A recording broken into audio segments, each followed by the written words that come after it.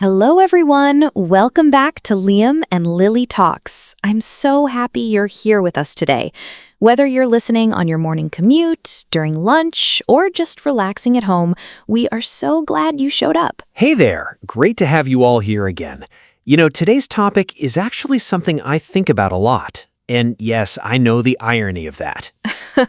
Same here. I used to stay up at night just thinking and thinking and thinking, and by the end of it, I still hadn't made any decision. I was just exhausted. And that's exactly what today's episode is about. We're talking about the difference between overthinking and thinking right, because those two things are very, very different. By the end of today's episode, you're going to be able to use natural English phrases to talk about thoughts, decisions, and mindset, words and expressions that real Americans use every single day. And we have a question for you right now. Do you think you're someone who overthinks things? Tell us in the comments below. Write, yes, I overthink, or no, I keep it simple. We'd love to hear from you. And if this is your first time here, welcome to the family. Hit that subscribe button on Liam and Lily Talks so you never miss an episode. We drop new content every week, just for you. All right, let's stop overthinking and just get into it. Okay, so let's start with the foundation. Most people believe that the more you think, the better your decisions will be.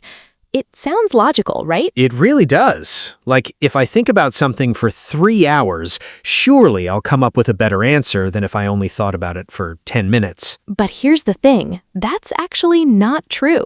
Research shows that overthinking leads to more stress, more doubt, and worse decisions. There's even a phrase for it in English, paralysis by analysis. Oh, I love that phrase, paralysis by analysis. Say it with me. Paralysis by analysis.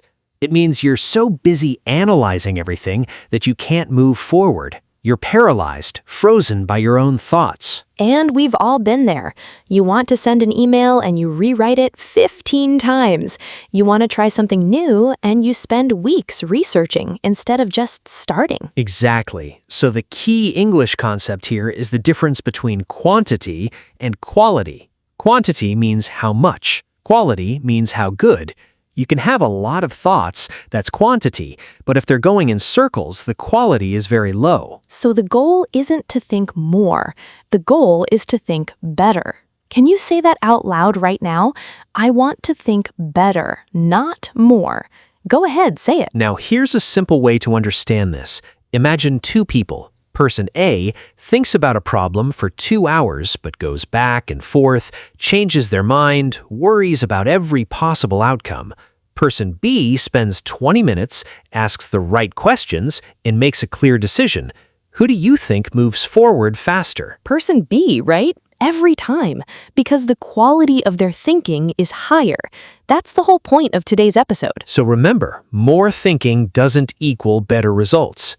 Better thinking does. That's our first big idea today. Okay, so if thinking better is the goal, how do we actually do it? And the answer starts with the questions you ask yourself. This is so important. In English, we say, the quality of your life depends on the quality of your questions. And it's true. The questions you ask your brain decide where your brain goes. Let me give you an example. If you ask yourself, what if everything goes wrong? Your brain will immediately start finding all the ways things could go wrong. It'll make a list, a long, scary list. But if you change the question to, how can I make this better? Suddenly, your brain starts looking for solutions. Same situation, completely different direction. In English, we call this a reframe. To reframe something means to look at it in a new way. Instead of saying, this is a problem, you reframe it and say, this is a challenge, or this is an opportunity to learn. Let's practice this together. I'll say the negative question, and you, yes, you listening right now, try to reframe it into a positive one. Ready? Negative question. What if I fail? Now, how can you reframe that? Maybe something like, what can I learn from this experience? Or, what's my first small step forward? See how that works? The situation didn't change, but the direction of your thinking completely changed. And that changes everything. Write your own reframe in the comments. We'd love to read them. First, notice your negative questions. Second, pause. Don't react immediately. Third, ask a better question. That's the simple 3-step process. And the more you practice this, the more natural it becomes. Your brain actually starts doing it automatically. Pretty cool, right? Here's our third big idea, and honestly, this one changed my life. Overthinking almost always makes things more complicated than they need to be. Oh, absolutely. We take a simple situation and add layers and layers of what-ifs until it becomes this massive, terrifying thing. But in reality, most problems are not that complicated. In American English, people say, "Don't make a mountain out of a molehill." A molehill is a tiny little bump in the ground made by a small animal. A mountain is huge. The phrase means, don't turn a small problem into a big one. I love that expression. And the solution is to simplify. Ask yourself 2 simple questions. What is the real problem here? And what is the simplest solution? Those 2 questions cut through all the noise. They bring you back to what actually matters. And here's the other part. Overthinking usually pulls you into the past or the future. You're replaying something that already happened, or you're worrying about something that hasn't happened yet. Right, I can't believe I said that 3 years ago. Or what if something bad happens next year? Your mind is never in the present moment. And in English, we have a great phrase for staying in the present. Be here now. Or you might hear people say, stay in the moment, or be present. So here's a little practice. Right now, wherever you are, take a breath and ask yourself, what do I need to focus on right now? Not yesterday, not tomorrow, right now. Say it out loud if you can. What do I need to focus on right now? That one question can bring so much clarity. Try it and tell us in the comments how it felt. Okay, let's talk about mistakes, because we all make them, including us.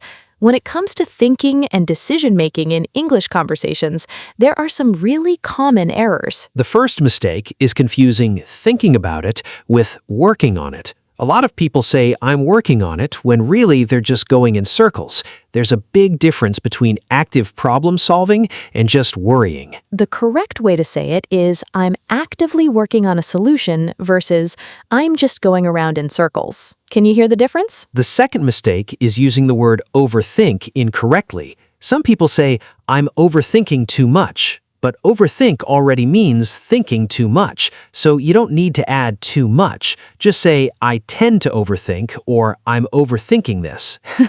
That's a good one. The third mistake is saying, I can't stop my thoughts. In English, a more natural and empowering way to say it is, I'm learning to manage my thoughts, or I'm working on redirecting my focus. It sounds stronger and more positive. And the fourth mistake, this one's big, is saying, I need to think more before I decide. Often what you actually need is better information, not more thinking time. So try saying, I need more clarity, or let me gather the facts first. Don't worry if you've made these mistakes before. Honestly, mistakes are just proof that you're learning. Every single person who speaks English fluently made these exact mistakes at some point. The key is to notice the mistake, correct it, and keep going. You're doing great. And hey, write one of these correct phrases in the comments for practice. Okay, time for our favorite part, interactive practice.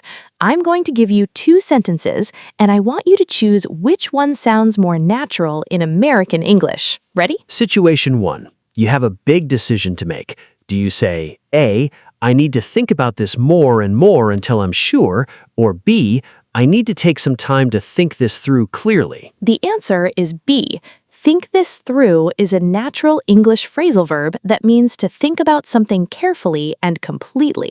It sounds confident and clear. Situation 2. Your friend is worrying about something small. Do you say, A, don't make it so complicated, or B, don't make a mountain out of a molehill? Both work, but B is much more colorful and natural in casual American conversation. People love using that expression. Situation 3. You want to stop worrying and take action.